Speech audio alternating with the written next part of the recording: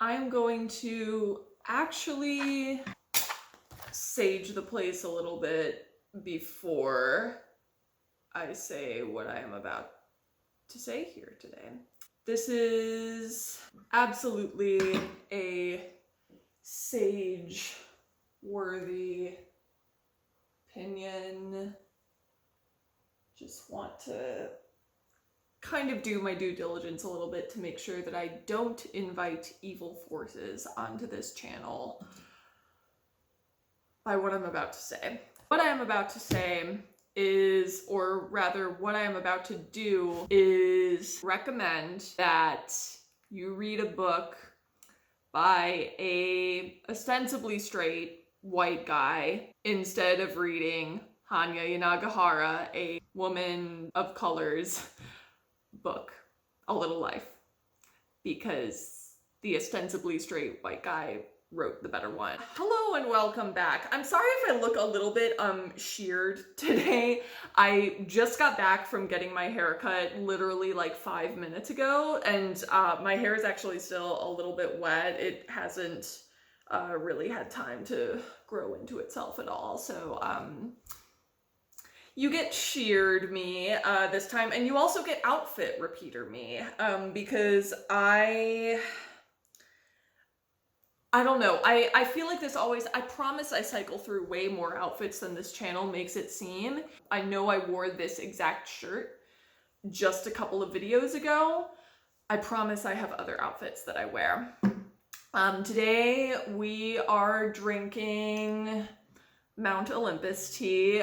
So this is imported from Greece. It's actually still too hot to drink, but it's imported from Greece. It is just herbs that are taken from actual Mount Olympus that I got at the Greek festival. If you don't know what I'm talking about, I posted about this on my community tab. And I'm not a big tea person. You all know I'm a coffee person, but it is absolutely sublime. It's like actually really, really good. I used to never understand what people were talking about when they said that tea was like good. This is really good. And it is not making me, the reason I have this controversial thought today is not that it is making me see visions like the Oracle at Delphi. It really is just my beverage of choice for while I talk to you about this book. The book in question that I am recommending as the kind of superior dupe to Hanya Yanagihara's A Little Life is Wally Lamb's I Know This Much Is True. I picked this up blind. Totally just on impulse from the used bookstore. I don't know, I guess I just kind of like sniffed it out, and I thought that there might be something in it. I really love a book with a really vague description on the back, and this one literally just says, on the afternoon of October 12th, 1990, my twin brother Thomas entered the Three Rivers, Connecticut Public Library, retreated to one of the rear study corrals, and prayed to God the sacrifice he was about to commit would be deemed acceptable. That's literally all I was going in with. And I was completely blown away. This book, the reason that I compare it to A Little Life is that this book, oh my god, hair in my eye. That is the one problem with filming directly after you get a haircut, is you just have to deal with that. The reason that I'm comparing this to A Little Life is because fundamentally this is a book about trauma, and specifically about generational trauma. So it is about the main character. He is Thomas's twin, like the back of the book says, and the ways that his life is impacted by Thomas's schizophrenia. So A Little Life, ostensibly about mental illness and about trauma. This too is about mental illness and trauma. And like A Little Life, it is centered on kind of the impacts that the suffering, or the impact, I should say, the suffering of Thomas. So Thomas's equivalent in A Little Life would be Jude. The book is about the impact that his suffering has on the people around him. And specifically this main character, Dominic, I think his name is, if I'm not mistaken, Thomas and Dominic. It like goes back and also has several chapters from their grandfather's point of view. So really, really getting into generational trauma and generational impacts. You may be wondering what the plot of the book is, but I don't want to spoil it because it all is centered on this thing that Thomas does when he goes to the library as a result of his schizophrenia. And that does happen early in the book, but the whole book is basically about the fallout after that event and about the main character going back into his past and trying to figure out how things got to where they are and just trying to kind of figure out the mysteries of his and Thomas's family. One of the things that I felt was amazing about this book and really, really just masterfully done was the fact that Lamb is dealing with a very large cast of characters. He's created a really large, extensive network around Dominic and Thomas. And he really kind of fleshes out everyone. Every character has like multiple dimensions to them, even if, you know, they're a side character and they're not like exactly the most fleshed out just because of their purpose in the story. They still are very, very generally well fleshed out, and it feels like every single character was being put to use in a certain way. Like, it didn't really feel like there were any characters that were like flat or universally vilified. And that is something that I think this is like my first point of, because you guys know one of the most popular videos on my channel is me talking about why I don't like Hanya Nagahara's work. And specifically, intensely, really don't like A Little Life or To Paradise. One of the things that I think that this did better in a very significant way compared to A Little Life is that the villains of A Little Life, the people who hurt Jude, are often these kind of cartoonishly evil guys. Who just are like so evil and so awful that they don't really feel real. It feeds into this worldview that is very emotionally immature that a lot of people have, where you think that evil or people who do evil do not have any kind of depth or other sides to them. And the reason that I think that viewpoint is problematic is because, you know, when someone goes to trial for doing something evil, there's always going to be people who know a different side of that person. And if you fail to understand that evil people can also have good sides to them, or people who do evil, I should say, can have good sides to them, then you are going to fail to convict that person, and the victim is not going to get any justice.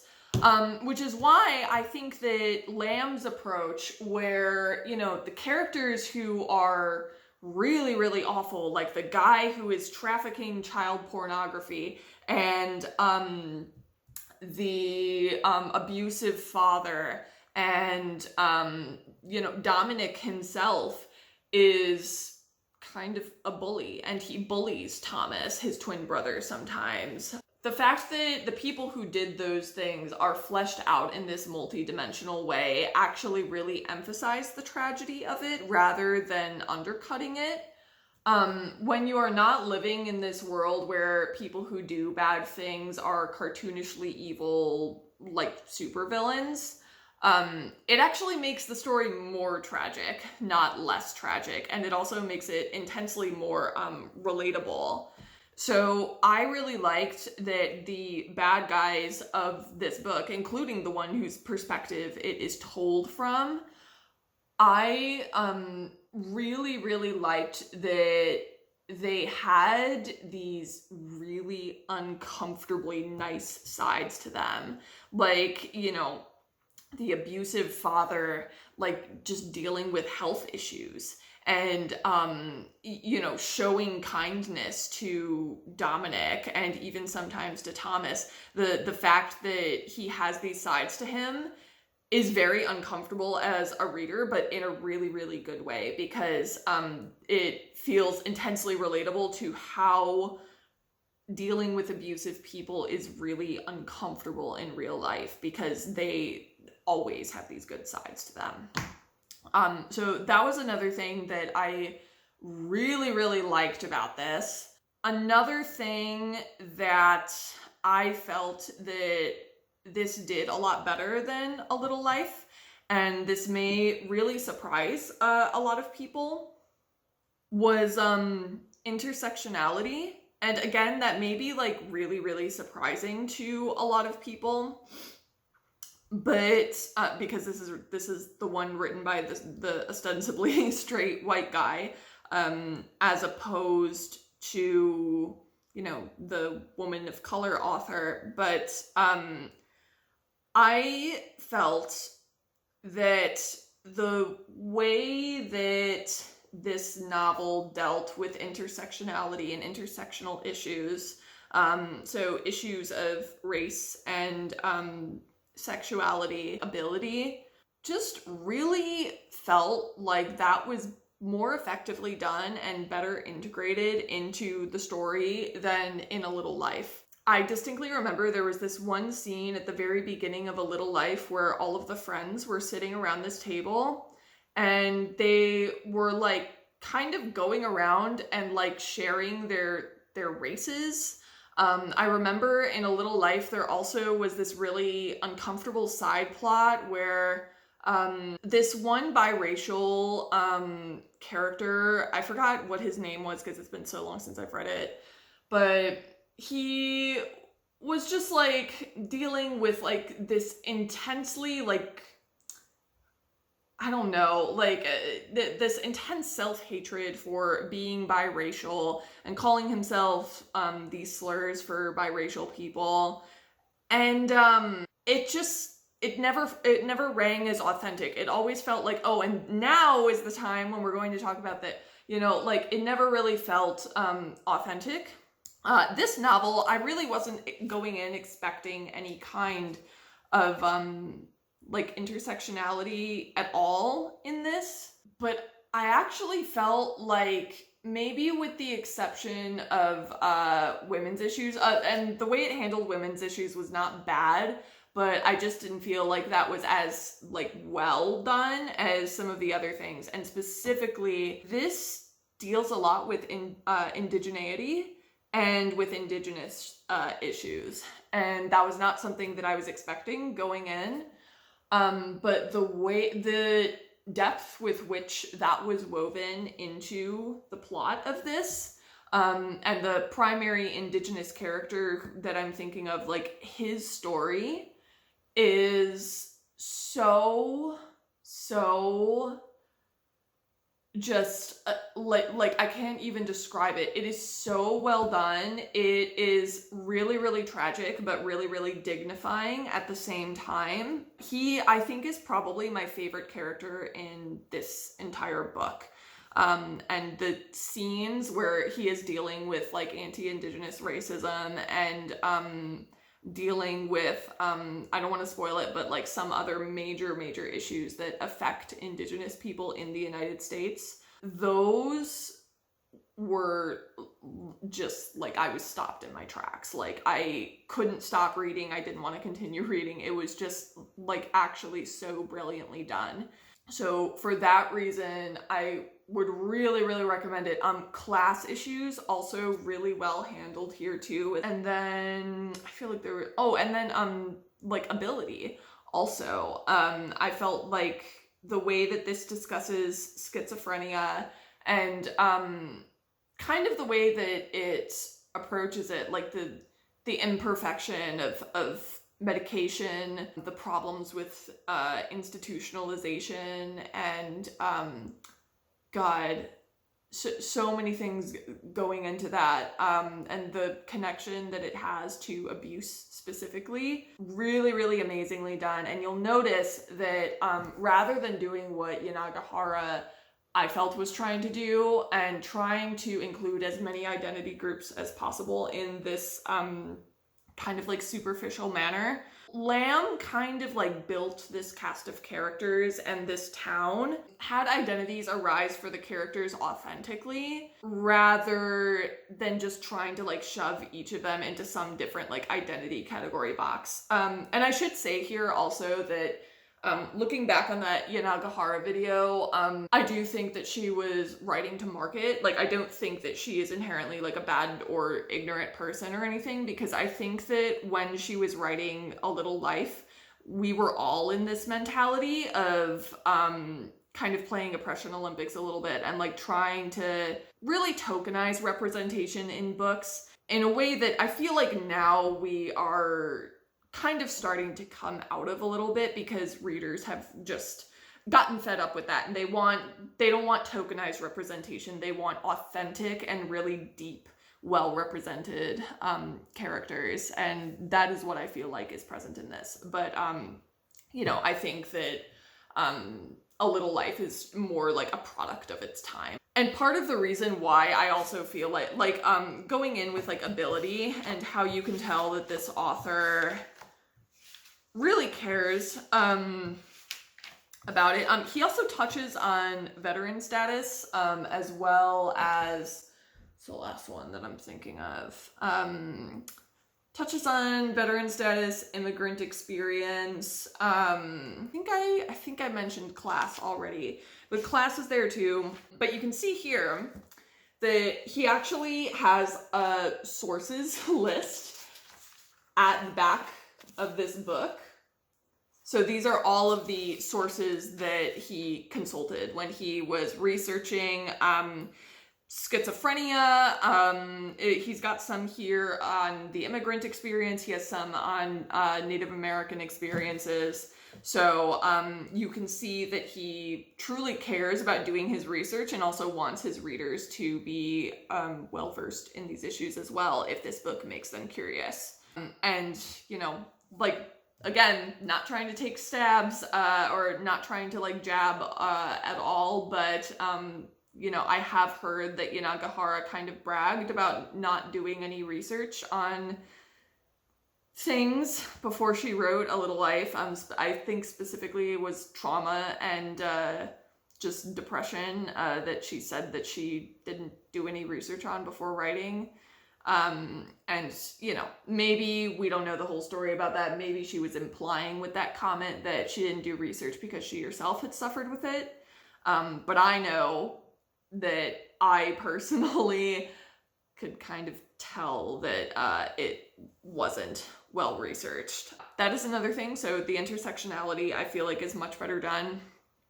Another thing that I want to talk about in this book is that the nature of the tragedies in this is so much more understated than it is in A Little Life. So in my things aren't doing what I want. I didn't straighten them. They just kind of are I don't know. I don't know. Again, you have to deal with me being sheared. A Little Life is very dramatic in all of its tragedies. So one of the ones that I found the absolute most irritating as a reader was when, I forgot what his name is, but the painter, the black painter, JD, maybe? I remember he was probably the character that I thought was the most interesting going into that book. And I was the most excited about. I've never read a book with a black painter in it, so I was really excited to kind of get to know his character more. And he kind of very abruptly, with seemingly no lead up in that book, and spoiler alert, but I don't recommend A Little Life, so I'm gonna just spoil it for you. He just really abruptly, with very little lead up, gets addicted to meth, and he like gets fat and kind of ruins his whole career. And so it's like, 1, 2, 3, like, I don't know, was like 2 not enough? I mean, I understand that when one thing goes wrong in your life, you kind of just start to like spiral a lot, but that didn't have the lead up that there was in this book to this book's major disaster, which is what is alluded to at on the back of the cover. I guess you could say there isn't much lead up in this either, but of course then after the event happens, you go back and you see the events that like led up to it, kind of for Thomas and Dominic's whole entire childhood. And what really gets me about those events that lead up to the major disaster in this is that they're so ordinary. Like, and this is what was really, really like had me absolutely transfixed by this novel. The tragedies are very like ordinary, just little teensy tiny things that it's like if just one of those things happens to you, or if one of those things happens and you go home to a supportive home and you know you have like, it doesn't do anything to you, but it's the fact that it's all of these little tiny things happening one after the other that slowly start to snowball in Thomas's life, and it's just so good. Like, it's so good. That was the other class thing that I wanted to mention. It does touch on sexuality and gender, not in as big a way as A Little Life does, though. So that's the other thing that I was going to mention. To give you an example of one of these kind of like little tragedies, Dominic and Thomas are on this field trip with their class, right? And Dominic has been feeling, they're young, and Dominic has been feeling just increasingly frustrated with always having to do stuff with Thomas. Dominic is kind of the more favored brother. He's the golden child in their family. Their abusive dad likes Dominic better. He is always picking on Thomas, and Dominic is kind of his preferred son. Dominic also has this, but kind of in part because his father treats him as the superior child. Dominic has this conception of Thomas as kind of weak, and it is this really like, everyone remembers this from childhood. Anyone who has ever been like kind of mean to another kid in childhood, which everybody has at some point. We all know what it's like to be higher than somebody else on the pecking order in childhood. And that's not something that any of us should feel proud of, because it's just like one of the darker aspects of childhood. But I think we all can remember having a friend that we thought was kind of lame and felt we needed to forcibly extricate ourselves from so that we wouldn't be associated with them. I know that I remember being in situations like that, thinking that somebody else was not good enough for me. And frankly, this still happens in adulthood, but it just is, everybody knows how to cope with it better a little bit. But so Dominic wants to extricate himself from Thomas. He doesn't want to be associated with Thomas and have to be Thomas's partner for everything anymore. And Thomas is not popular like Dominic. Dominic has like popular friends and, other kids with big houses who like him and want him to come over and play. Thomas, not so much. They tell him not to bring Thomas. And so they're on this field trip and everybody gets to kind of like pick their partner to sit with at the bus or on the bus. Thomas says that he picks Dominic for his partner. Dominic says he picks other kid, popular, cool kid. Popular, cool kid chooses Dominic. So they sit together and Thomas is forced to sit with the other kid, the kind of like overweight, nerdy kid who nobody else wants to sit with. To me, that is a billion times more affecting and effective then crazed psychologist is chasing one of his patients around in a tractor. I think that life unfolds in these like little tragedies, right? I think that real trauma for a lot of people unfolds in these kind of like little tragedies that add up. Really, really memorable. There's another one where they just absolutely like horrifying scene where they are on this work crew together for the summer, and you know, there's these other kind of burnout kids hanging out with them, and you know, it ends up in a situation where it's Dominic and the two other guys, teenagers, who are hanging out together and sharing weed and, you know, like doing all this stuff together. And Thomas is alone with the worst of the work while the three of them team up and get their work done early and have the favor of the foreman who is in charge of them. So, God, I'm like tearing up just thinking about it. Or maybe it's the hair in my eye.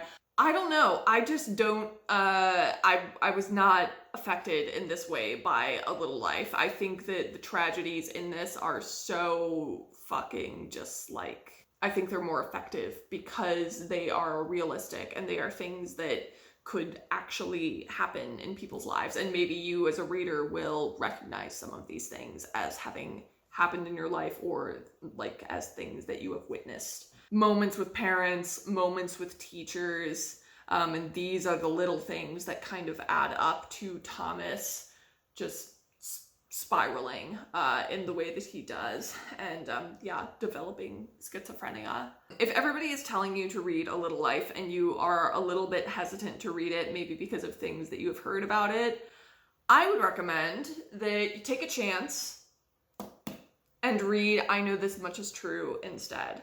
This will make you cry.